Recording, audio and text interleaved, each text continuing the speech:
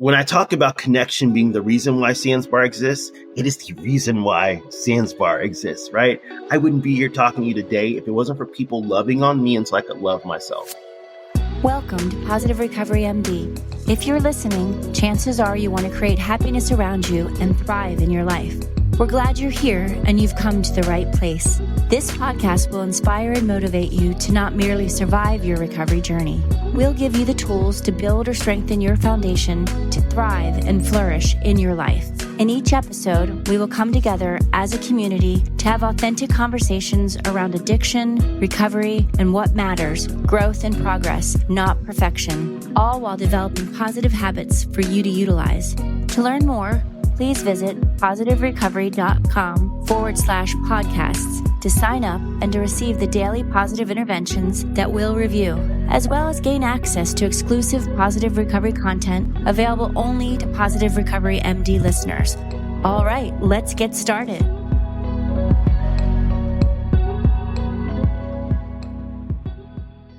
Hello, everyone, and welcome back to another episode of Positive Recovery MD. Today, I'm flying solo without my trustworthy co-host, Dr. Jason Powers. It's just me, myself, and Chris. So if anything goes wrong, it's because I am so totally not savvy with this recording or the mics or anything, but we've already gone through this, Chris and I, with some of the team members that I have, and I'm so grateful for the help that I receive on the daily. Don't worry, we've got an incredible show for you today. Chris is the mastermind behind the first non-alcoholic bar in North America, at least that I'm aware of.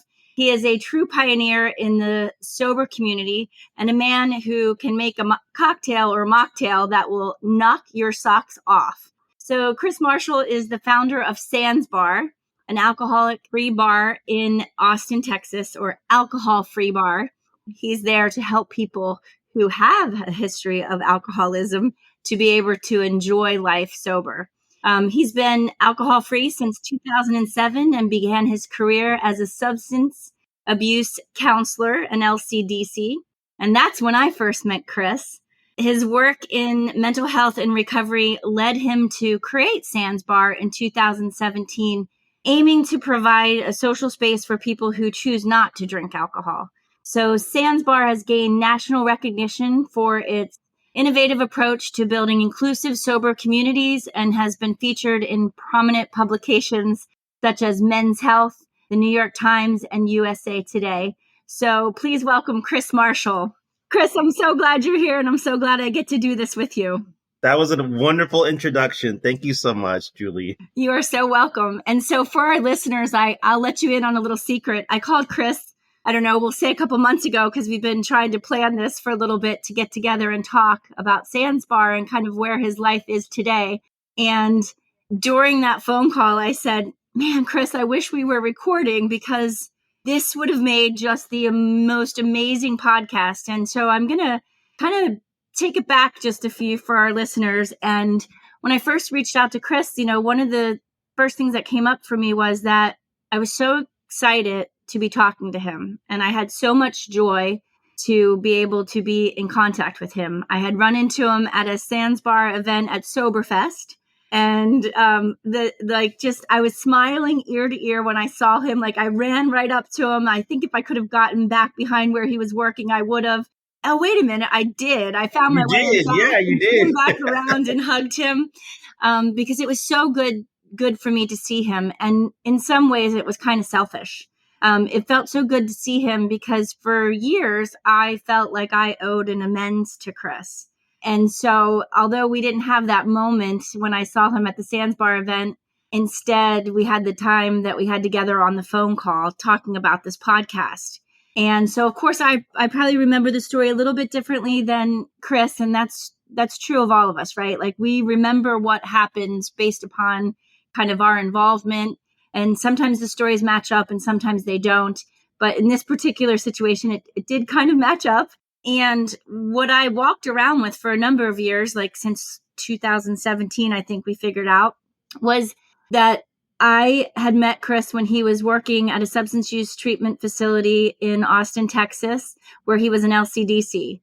And I was there consulting and doing a bunch of work, helping kind of build this program. And I was constantly having to be in front of Chris, about like, hey, you got to document this way. Hey, you got to include this in your documentation. And, I was getting some pressure from the people that had, brought me on to consult for them, and, just making sure that we were tying up loose ends, making sure we were doing everything right for the clients, and also right for the treatment program. And what got missed a little bit in my interactions was Chris was always doing things right for the client or the patient.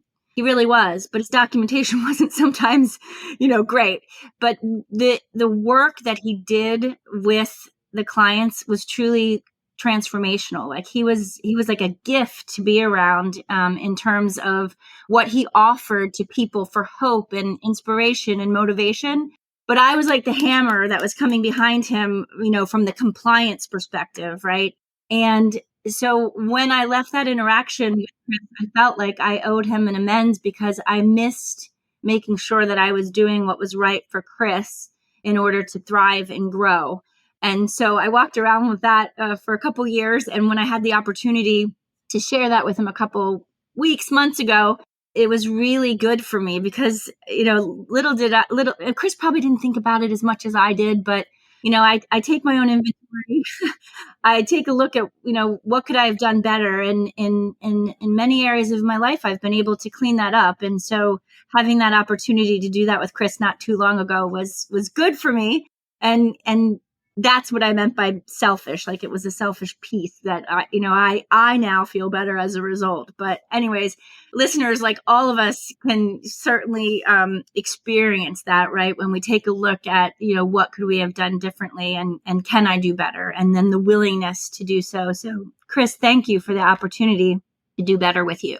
Julie, thank you so much. I thought about our conversation after we got off the phone, and I was just thinking about how rare it is to hear from a former supervisor those words. It's I don't think it's ever happened in my life, and I think it was very healing for me too. Like that's what I've learned is a good deal in business or in life, when both people think they got the better of the situation, right? Like you thought you got something great out of it. I also got something very healing and cathartic for me too, just by being able to thank you, because it was a job and compliance needed to happen, right? Like those things were true.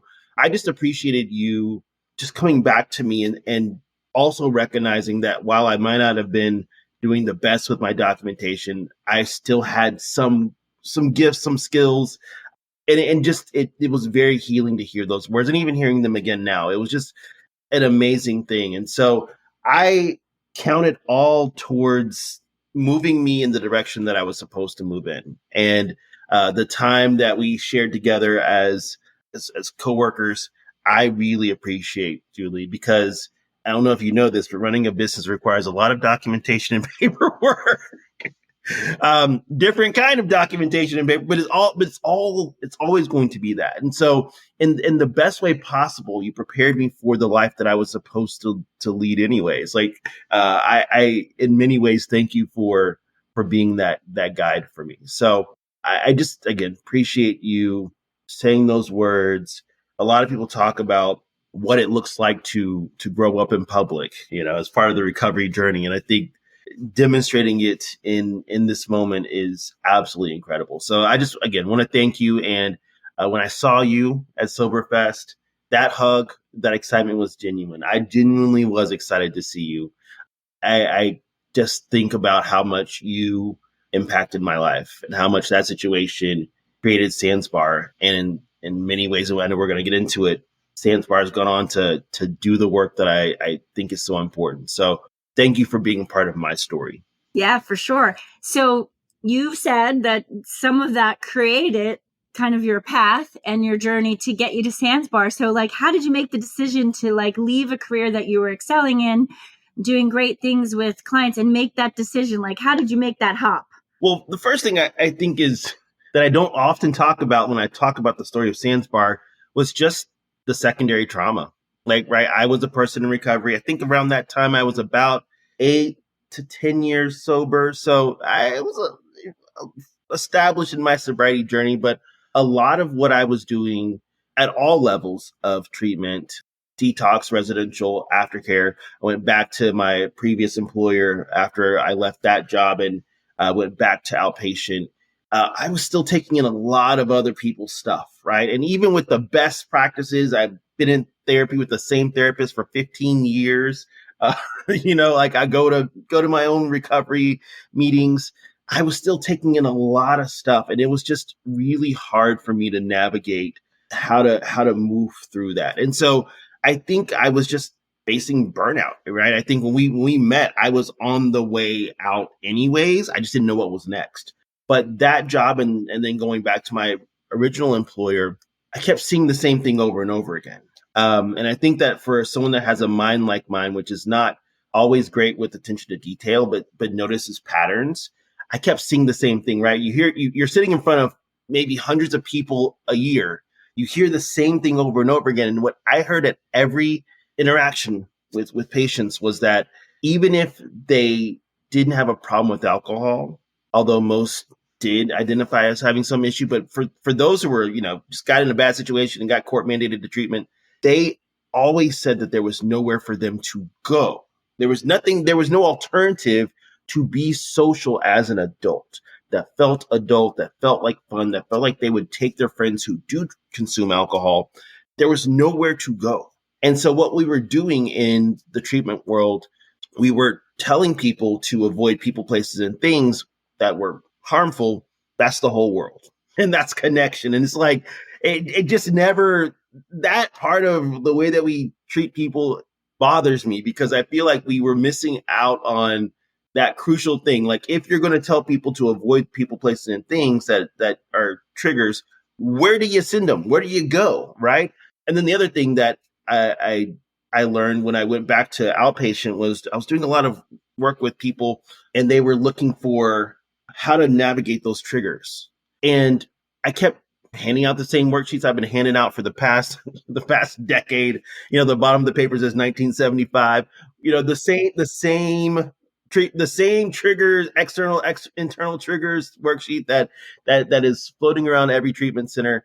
And I was like, this is such a disservice, because what we're failing to do is give people that real world experience and how to navigate and move through those triggers. And the working theory I had before I left counseling was, what if there was a giant classroom where you could give someone the experience of going out, having a nice night, ordering a drink, and they have a new experience to replace everything that they know about that experience. For most people, when I ask people at Sandsbar if they want to open up a tab, there's this weird look that just washes over their face, right? They're like, ooh, because in the past, when you say open up a tab, it usually ends in an unhealthy night or a morning where you're trying to piece together what happened. Mm-hmm. And what Sandsbar is, and what I created, is a giant classroom in which we learn to associate those environmental cues with something different, so that you can go home and say, you know what, I had a great time. We did karaoke. I had some great mocktails. I made new friends. I danced. And I don't need alcohol to have any of those experiences. So really working to kind of separate the trigger from the environment. This was my working theory as a counselor. And I was like, okay, I think I have to go do this. Yeah. And then when people do that, they don't have to worry about drunk texting. They don't have to worry about their drive home. They don't have to put themselves in dangerous situations. And really, they can focus on having fun in sobriety and genuine connection, right? Because it's not a genuine connection with what you're doing at a bar that you're getting drunk at, right? So genuine connection, seeing people where they're at, having fun, it's so fulfilling. And so as part of that journey for you, when you took kind of like what you knew as a counselor and then brought it over to Sandsbar, what was one of your biggest challenges? I mean, what were some of the naysayers saying? Oh, I mean, that was the best part, is that, I left the comfort of a career into entrepreneurship, which I had no experience in. And I never bartended. It's like, I didn't have I didn't know what I was doing. I just went out there and kind of just jumped out of the proverbial plane without a parachute. And there were so many naysayers. people were saying, what's next? A bar without alcohol? What's next? A restaurant without food? I still think that one's funny. People just didn't get it. They didn't get it at the time because in North America, there had been no alcohol-free bar. And so people just couldn't wrap their head around what a non-alcoholic bar would look like. I don't want to get too out of order here, but we opened our brick and mortar after a series of pop-ups around Austin. We opened up a brick and mortar on the east side of Austin. And one of our first weeks open, we had a group, 12-step group, come and visit after their meeting. And they were, if they could have pitchforks and torches, they would have. they were going to shut me down. Oh, let me tell you, Julie, there was no less than 15 people there. They all showed up at the same time, and they were like, what is this place? What are you doing? You're just going to get people drunk. Don't you understand what you're doing? The harm you're doing? You don't even know. Are you even sober? I had people inside. I had someone playing acoustic music. Like, it was such a cool vibe inside, and outside I'm sitting there like, hold on. So I invite them to, we had a backyard area. I was like, come, let's take this outside in the backyard. So I said, first of all, hi, my name's Chris. I'm a person in long-term recovery. And then 2, I don't know. I read somewhere in a book that's something about contempt prior to investigation. Maybe you should just try this out before you decide that this is something that is not good. Because it sounds like you just heard bar and you heard non-alcoholic and you decided, this is something. So I invited them in, and it was amazing to see how and I get where they were coming from. And I think that's something we'll probably talk about here too, is like, yes, there are concerns for people who are in recovery. And I totally understand how a mocktail could be something that is not something someone wants to explore very early in sobriety. I totally get that. But what I think a lot of people miss, and what that group missed, was that this was about connection. The whole reason I drank and the whole reason I got sober was because of connection. And so for me, this was so much more than just giving people a fake drink. This was about giving them real connection, real community. So let's talk about that for a minute. Do a lot of people think, and what is the kind of like the evidence for or against it, that like a mocktail is going to cause somebody to drink? Like, oh, this is a really great margarita, except it's missing the tequila, right? Like, and how does that affect one's mindset? And then also, 2-part question, like, there's so much out there like about non-alcoholic beer, like O'Doul's or whatever. Sorry for the brand recognition, but they have a certain amount of alcohol in them, the non-alcoholic beers, but Sans Bar and the mocktails that you're creating do not. Right. Well, some have that trace amount. So that's something to think about. So let's talk about, I don't want to get too nerdy here. I don't get too nerdy here. Come on and nerd out with me. But I think it's important, and this is actually really helpful. Like, it's important to understand what is in non-alcoholic drinks. So a majority of the drinks that we sell at Sans Bar, I would say something like 75% are 0.0% alcohol by volume. There's no alcohol in any of the drinks. But what can happen as a result of time, of dealcoholization, there can be a trace amount of up to 0.5% alcohol by volume. Now, what that means is that there is some alcohol that remains after you dealcoholize something. That's clearly labeled. That's on most non-alcoholic beers have that 0.5%. But most importantly, your body metabolizes the alcohol faster than you can ever feel the effects. There was someone who did they drank 12 non-alcoholic beers back to back. Breathalyzer, nothing, because your body literally metabolizes it faster than you could ever feel it. Now, that's a concern, right? But you consider that alcohol is a naturally occurring substance. In fact, I have this, just looking at this, I have these ripe bananas, and they contain about the same amount, 0.5% alcohol by volume. The difference is I've never had a banana and end up in jail. I've had a beer and I've ended up in jail, right? So it's like, I totally understand that while that seems like a nominal amount of alcohol for some people, that is a deeply personal choice, and you may want to abstain completely. And for the first, again, 10 years of my sobriety, 10 years plus, I never even considered having a non-alcoholic anything. Now, The mocktails at Sandspar, again, about 75% of them are zero point 0.0. And I do that intentionally because I want people to feel safe about what they're drinking. And some people come to Sandspar and they're not in recovery. And they don't really care about that trace amount. I've learned to care less about it because I'm just like, yeah, if I cannot metabolize it, if it's not going to impair me or impact me, and I'm mixing it as a part of other things, like that's fine for me personally. But I do think that it's a very personal decision. And I have friends who come to Sandspar all the time, and they just want the zero point 0.0 beer. And there are plenty of zero point 0.0 beers that are completely zero point 0.0. The stuff that comes out of the Middle East has to be completely zero point 0 in Muslim countries. So there's enough non-alcoholic zero point 0.0 things so that you don't even have to consider those that have that trace amount. But all of that's clearly labeled. Yeah, I think that was an important thing, and I'm glad that you were able to break it down like you did. Nothing nerdy about that at all, because I think that helps people to understand. And instead, what happened maybe that first kind of meeting where you had those folks from the 12-step meeting, they didn't understand. And so I think when we learn and we understand it, it gives us a platform on which we can make our own decisions and our own choices that are good for us. So, and also there's always water, right? People can drink flat water.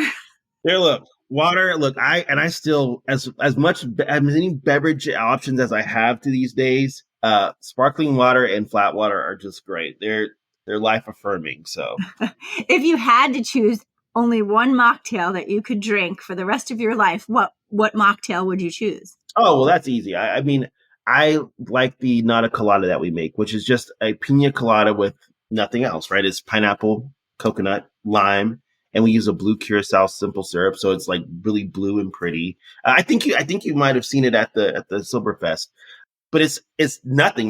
There's no non-alcoholic fake spirit or anything like that. It's just sweet and lime, and I just enjoy the blending of those flavors. Very tropical feel. So I know, I felt like I was on an island just then when you were describing it. I'm like, okay, I can hear the sound of the waves. I can feel my feet in the sand, and that's about creating an experience. And so let's talk a little bit about the experience that you're creating. I know that you have the brick and mortar, but you do a lot of pop-ups and you go all around the US, doing that. So tell me a little bit about what that looks like and feels like. And do you see differences in different parts of the country?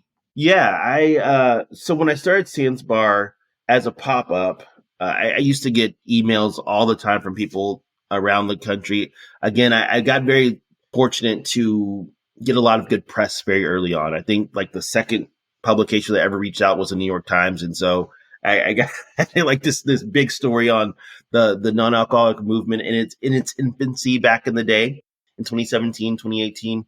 And as I was growing things here, I just had this idea that I really thought that this was something that belonged to the entire country. It wasn't just an Austin thing. And so I went on the first Sandspar national tour in 2019. I was still a clinician back then too. I tried to hold on to that job as long as I could because I wanted to. I really loved what I was doing, and I felt like I was good at it. I just knew that this is something that had to happen as well, and so I just decided to go on tour. And I had no money, I had no budget.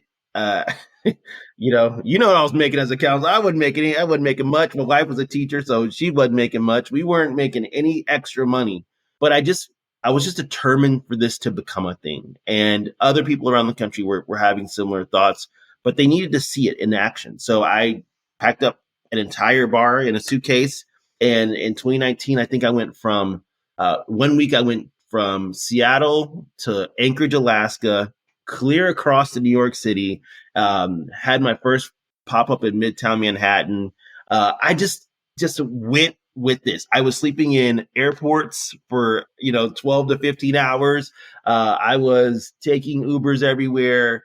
I was making drinks in several different states in a week. It was an amazing thing and something that I was very, very proud of doing. And I got to credit my wife for holding down the fort while I was gone.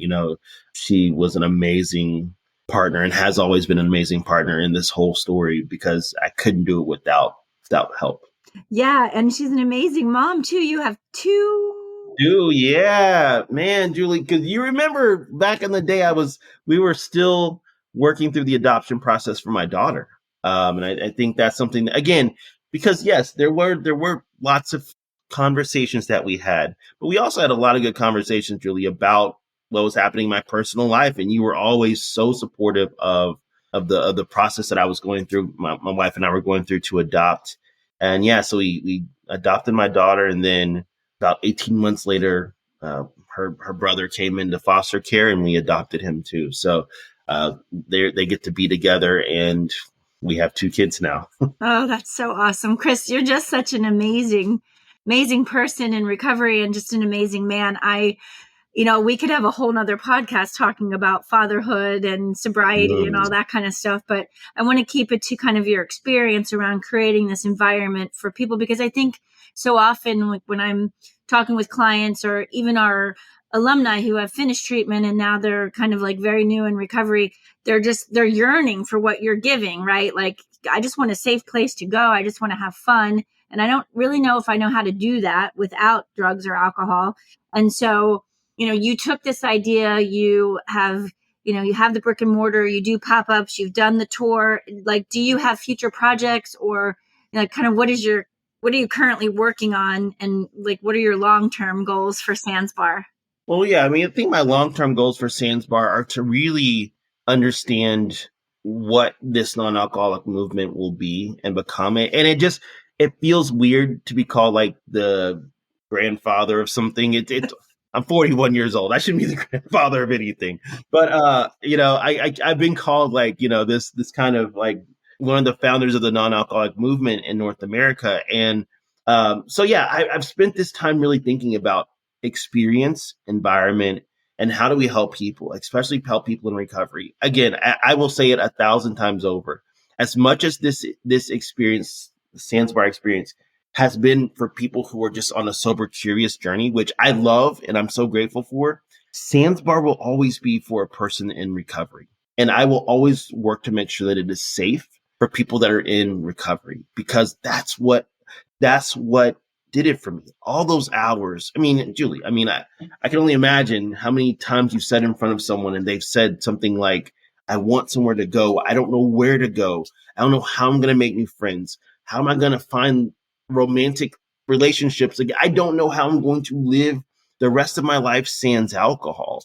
And that is what this space will be. So as much as it is about being a thought leader and growing the non-alcoholic industry, I care most about safe spaces for people in recovery. And as people find that life is better without alcohol, I want them to have Sandsbar. So long-term plans would be to kind of grow this into kind of a franchise is what I'm thinking, and have several different chapters.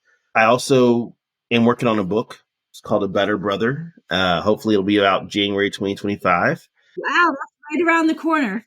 It is right in time for dry January. I have been working on this book for a long time, and I just realized that there's so few resources and so few memoirs, especially for Black men in recovery. And I believe that we can all see ourselves in anything. I've read several books in the genre of recovery, and I can see myself and see my story in those things. But I think that it's important to have as many stories and perspectives as possible. And so in this book is part memoir and part just practical guide. Like, how do you stay sober once you've found recovery? How do you keep going? And how do you stay in love with being alcohol or substance free? I think that's the biggest issue for people who have been alcohol free or substance free for a while, is how does it stay fresh? How do I keep loving this non-alcoholic journey that I'm on? So what do you say to that? How do you keep loving it? Experience, mistakes. Like, that's how you do it. Just like any other relationship, it is about creating these experiences that make sobriety worthwhile. And it's about taking chances. This non-alcoholic thing came right at the right time for me, Julie.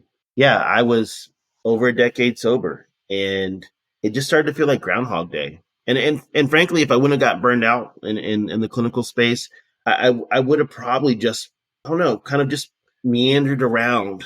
I was just not very excited about life. I was helping people. Yes, I was doing a job I love, but I wasn't really, nothing was was on fire for me. Nothing was sparking for me, right? And it took taking this chance, leaving a career, leaving the comforts of a job that I had come to be very good at in some aspects, and try something completely different. And it just made me use every tool in my toolbox. Mm.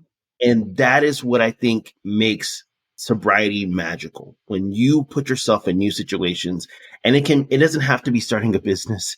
It can be deepening your relationship that you're currently in, exploring new friendships. It can be traveling. It can be anything, running. It can be a myriad of things. But the idea is that you put yourself in a place where you are not completely comfortable and you continue to grow. One of my clients told me that there's no growth in the comfort zone and there's no comfort in the growth zone. I'll never forget that. Told me that like a decade ago, and I'll never forget that. And it's like, yes, when I am uncomfortable, I'm able to use those tools, and those tools create growth for me. And I stay in love with the idea of living alcohol free. I don't want to miss any moment of this experience, Julie, because it is so magical. It is so amazing. And yeah, that's what keeps it fresh for me. Cool.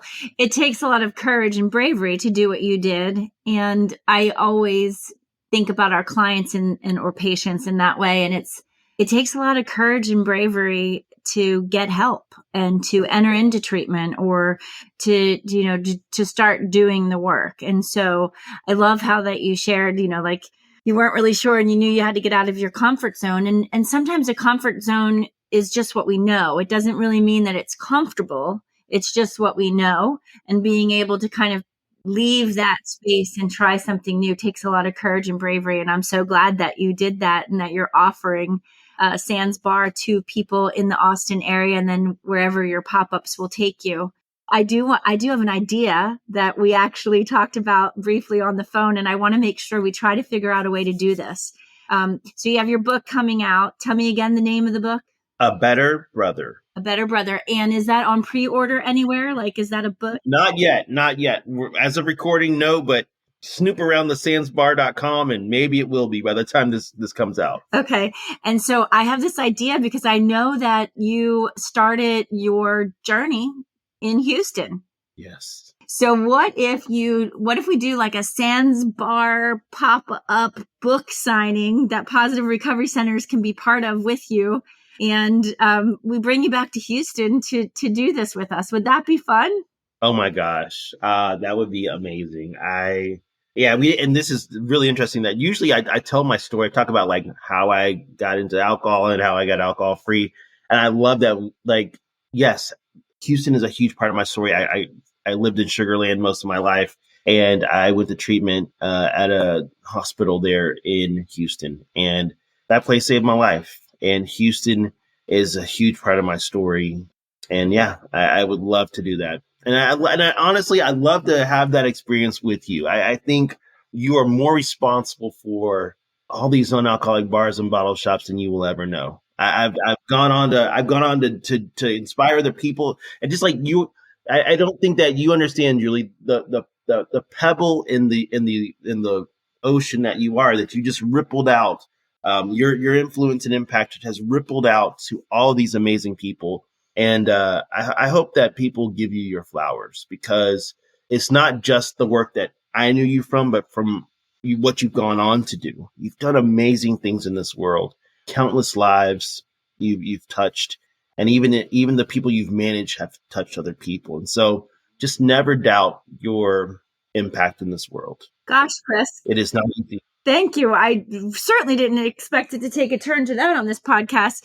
But I will say is that we do talk about that ripple effect with the clients that we serve, or people who suffer from addiction, right? Like, it's not just the person who's using alcohol or using the drugs that it impacts. It has that whole ripple effect, and it can tear apart families. It can, cause all kinds of disturbances within the family unit. And so, we know that, it doesn't just affect the person who's addicted, that it has that ripple effect. But when we disrupt the disease and we're able to get people back on track and living a life of sobriety and recovery, it then has that ripple effect that we can make change to those family systems. And we don't know how many people's lives we're touching when we touch just one person, right? Like we talk about this often around here. And who knows, maybe we're changing generations, just like you're doing with Sandsbar, like changing kind of what the norm is and creating this alcohol-free movement that who knows where it will take you and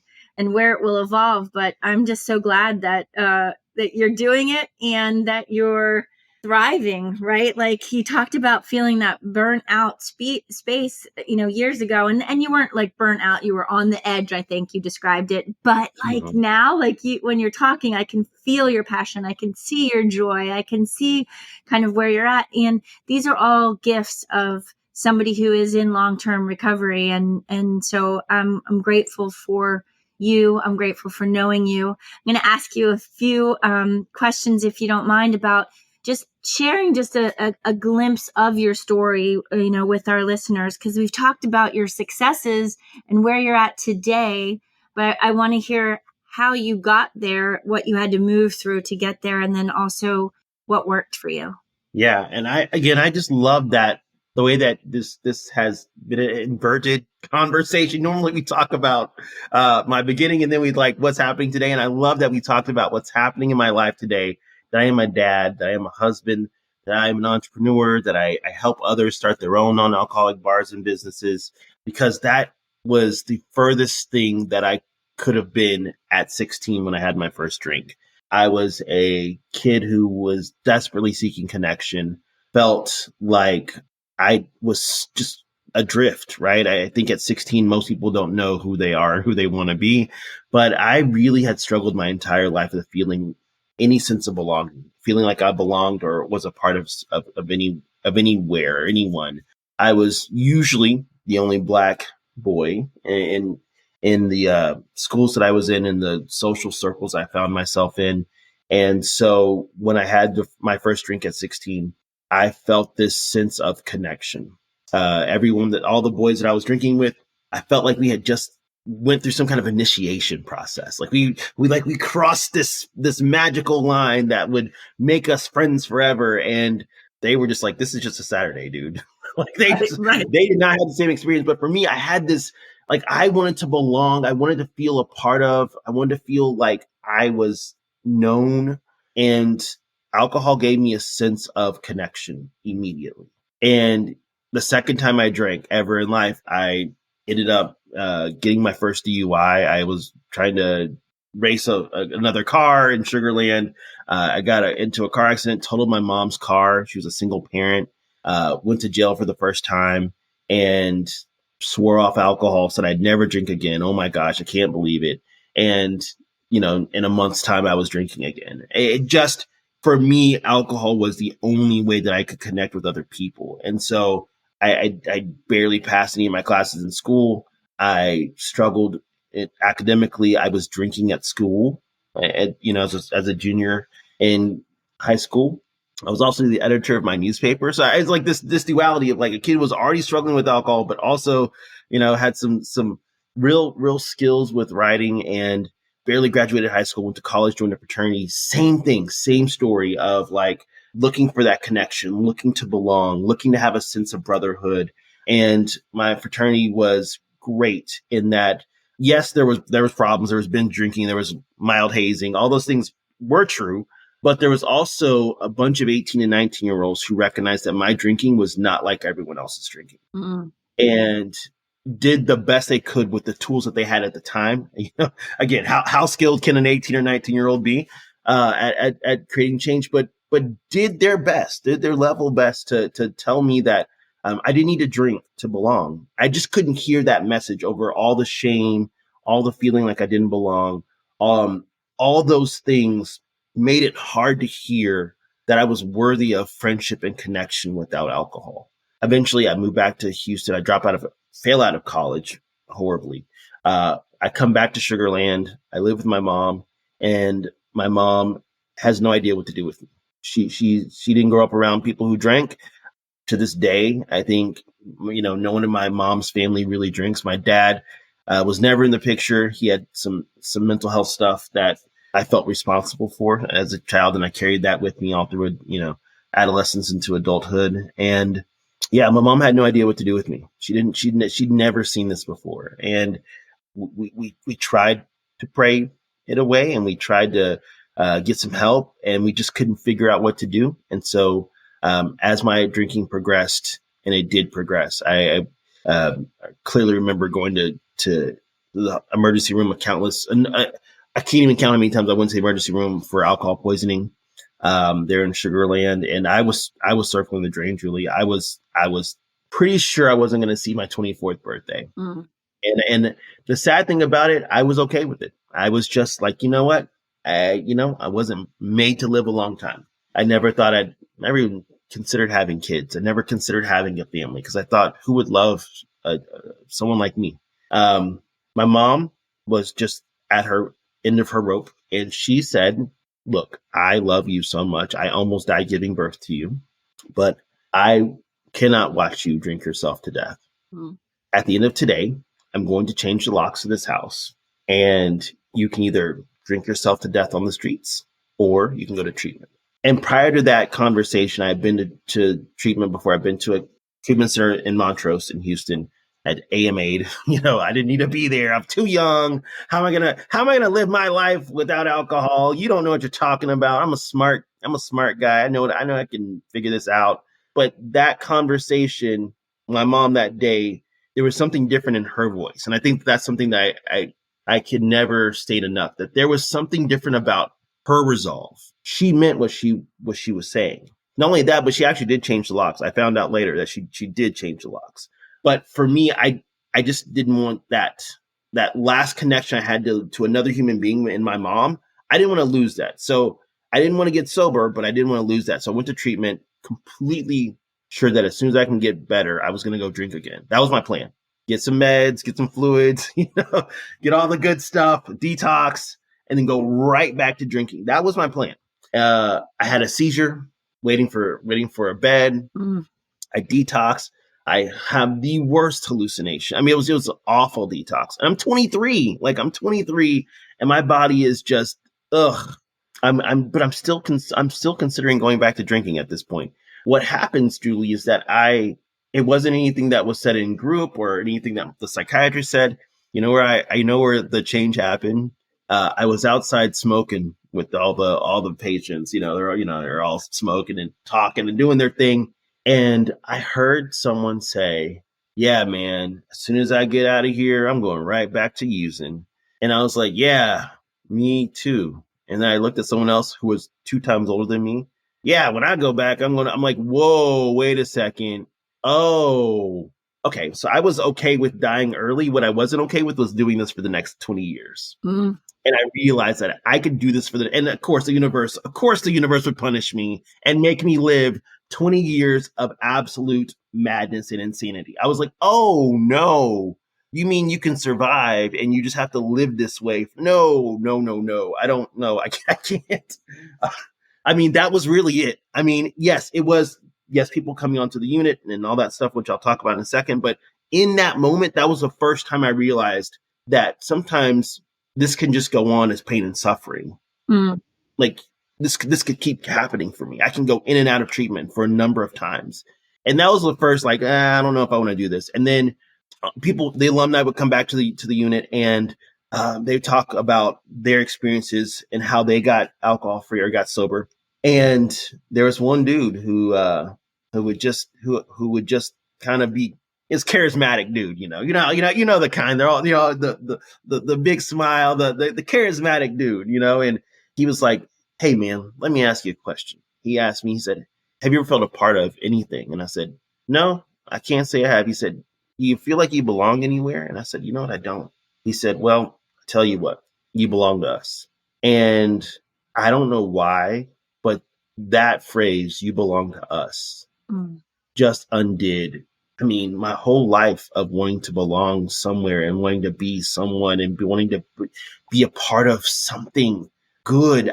I wanted to know that I mattered, and you belong with us just did it for me. And so at 23, I started to take treatment serious. I left treatment. I joined the alumni group, and every Friday they go on the unit. They talk to the patients like I was. I talked to other people who were young like me. And I would tell them about how I'm, 30 days sober. We go out to eat at a Mexican restaurant and the food was not that great, but the conversation was. I'd stay out till 3 a.m. drinking coffee and laughing with people who were, again, old enough to be my grandparents. But I loved those people and they loved me for who I was. I didn't have to pretend to be someone I wasn't. It is the part of me that always felt like I was on the outside looking in was healed by connection, was healed by community. And I never looked back. Went back to school, became a counselor, got the internship, working on the internship. Met my wife and just everything just blossomed from there. So when I talk about connection being the reason why Sandsbar exists, it is the reason why Sandsbar exists, right? I wouldn't be here talking to you today if it wasn't for people loving on me until I could love myself. That is so awesome. And thank you for sharing your story the way that you did. And you are that charismatic dude. Like you are that charismatic dude. Like you've picked up maybe where he left off. And I love that you belong to us. Like that's a good feeling for people to have. And just being able to connect with others is what you're creating every day at Sandsbar. And then just in the work that you do wherever you are, whoever you're with. And you are known to be an amazing human being. You are known to be a fantastic father. You are known to be an amazing friend. You are known to be an entrepreneur, all of those things. And I'm grateful to know you. So thank you, Chris, so much for sharing so openly and genuinely with me today. I'm going to end with one funny question. Okay. If you could pick any song that would be kind of your theme song, what would it be? Oh, wow. That's a good question. I don't know. Let me think. That's a hard one too, right? Because it's like you're dedicating so much. Like this is my theme song. I have to pick the right one. But surely there's one that like kind of comes to mind for you. And our listeners will know that I totally put you on the spot. Yeah, you totally put me on the spot. I oh my gosh, I can't think. I would say I don't know. If I'm just to be honest, like this is completely. I don't even know why I can't think of any other song right now. But Elton John, I'm Still Standing. Okay, that's a great one. Yeah, that's so good. I love it. And you are still standing, and you're standing amongst a community of people who love you. So thanks, Chris. Thank you so much for being here today. Thank you, Julie. It's so good to chat with you. Thank you for listening to this episode of Positive Recovery MD. Don't forget to visit positiverecovery.com/podcast to sign up to get your daily positive interventions sent straight to your inbox. Be sure to subscribe to Positive Recovery MD on Apple Podcasts or wherever you listen to your podcasts to receive an automatic download when a new episode drops. And as always, if you or someone you know needs help, visit positiverecovery.com or call 877-4-SOBRIETY. That's 877-476-2743. Our why is simple. We care. We are here to help.